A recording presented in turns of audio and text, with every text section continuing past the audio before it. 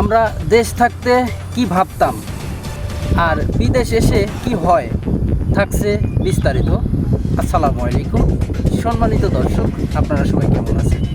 আশা করি নিশ্চয়ই ভালো আছেন। আলহামদুলিল্লাহ আমরাও ভালো আছি। আমি কামরুল রাগ ডিস্ট্রিক্ট থেকে বলছি। আপনারা যেখান থেকে এই মুহূর্তে আমার এই ভিডিও দেখছেন সবাইকে অসংখ্য ধন্যবাদ। ওকে, আমার সঙ্গে আছেন ঝিনাইদহ থেকে মমিনুর ইসলাম মমিন ভাই। মমিন ভাইকে কিছু প্রশ্ন করব, আপনারা সঙ্গে থাকুন এবং দেখতে থাকুন। মমিন ভাইয়া, আপনাকে প্রশ্ন করব যে আপনি তো 1 বছর হলো মালয়েশিয়া আসিছেন, তাই না?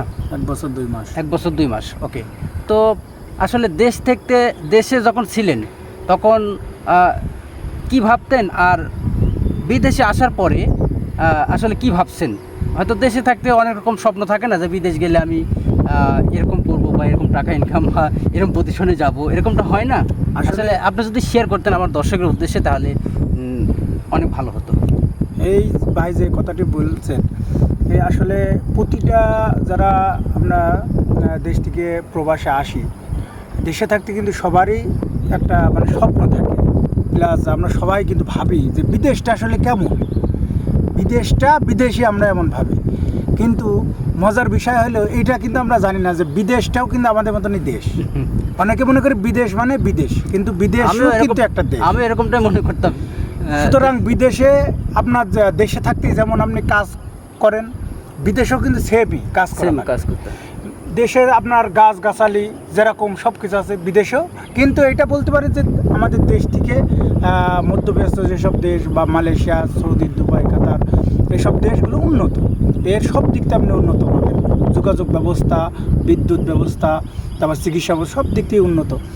তো আসলে আমরা মেন যে কথাগুলো ভাই বললো যে আপনার দেশে থাকতে কিন্তু ভাবি যে বিদেশ যে আমরা এটা করবো বা এটা আমার হবে, এরকম একটা স্বপ্ন থাকে কিন্তু মানুষের। কিন্তু বিদেশ আসার পর কিন্তু আমাদের কিন্তু অন্যরকম মন মানসিকতা হয়ে যায়। যেমন মনে করেন একটা ছেলে যখন প্রবাসে যাওয়ার জন্য সে পাসপোর্ট করে, তখন সে ভাবে যে আমার 50 থেকে 60,000 টাকা বা 70,000 টাকা বেতন হবে এবং আমি ভালো একটা জায়গায় কাজ করব, ভালো এসি রুমে থাকবো বা ভালো একটা বাসস্থান থাকবে, ভালোভাবে ঘুরে বেড়াবো, জীবনটা ভালো হবে। কিন্তু আসলেই কিন্তু বিদেশ আসার পর ততটা হয় না ভাই।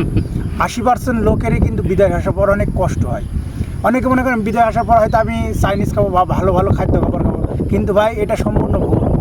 কারণ কি, বিদেশে এসে ওইভাবে আপনি চলতে পারবেন না। আপনার নিজেকে রান্না করা লাগবে, নিজে ঘর গুছানো লাগবে, নিজের কাপড় চোপড় পরিষ্কার করা লাগবে, সব কিছু কিন্তু নিজের করা লাগবে।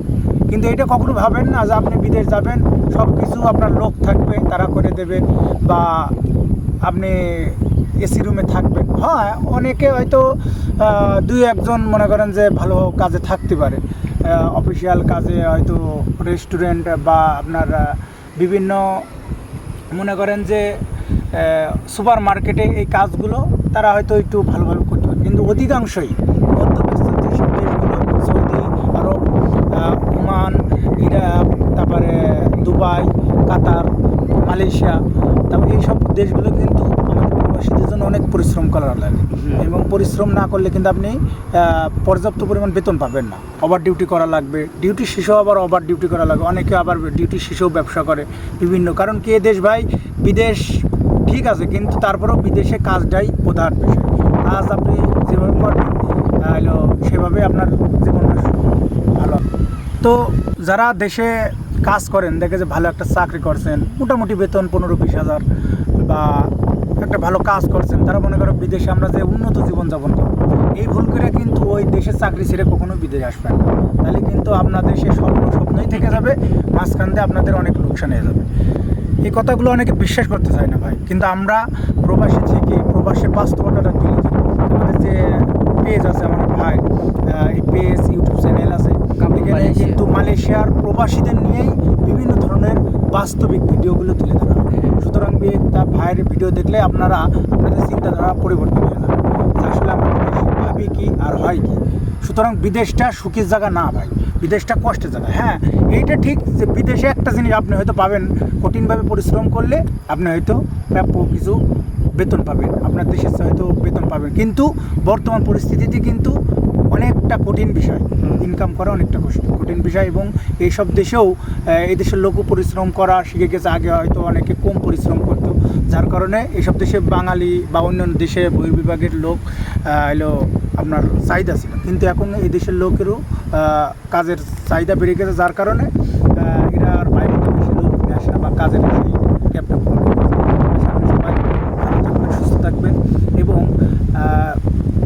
ভালোভাবে জেনে শুনে বিদেশ আসবেন, প্রতারণার শিকার হবেন না এবং দেশে যদি কোনো কিছু করতে পারেন সেটাই ভালো হবে। ওকে প্রিয় দর্শক, আশা করি আপনারা এই ছোট্ট ভিডিওর মাধ্যমে বুঝতে পারছেন যে আসলে আমরা দেশ থাকতে ভাবি কি আর বিদেশ এসে কি হয়, বা আসলে আমাদের কিন্তু অনেক স্বপ্ন থাকে যখন দেশে ছিলাম যে আমরা বিদেশ যাব, আমরা গাড়ি বাড়ি করব, টাকা পয়সা। আসলে আমার নিজের কথাই আমি বলছি, আমার অনেক স্বপ্ন ছিল, আল্লাহ পাক অনেক স্বপ্ন পূরণ করেছেন অবশ্য। আমার স্বপ্ন ছিল বাড়ি করব, করছি ইনশাল্লাহ, আর আরও অনেক কিছুই করেছি। তারপরেও আমি দোয়া করি যারা প্রবাসে আসছেন বা আসবেন সবাই ভালো থাকবেন, সুস্থ থাকবেন এবং আল্লাহ পাক যেন আপনাদের মনের নিগাসা পুরো করে দেন। ওকে প্রিয় দর্শক, আপনারা দেখছেন কামরুল মালয়েশিয়া প্রবাসী ইউটিউব চ্যানেল এবং ফেসবুক পেজ। যারা আমার পেজ থেকে দেখছেন সবাইকে অসংখ্য ধন্যবাদ এবং যারা আমার চ্যানেল থেকে দেখছেন তাদেরকেও। ওকে প্রিয় দর্শক, আজকের মতো ভিডিও এই পর্যন্তই, বিদায় নিচ্ছি। আল্লাহ হাফিজ।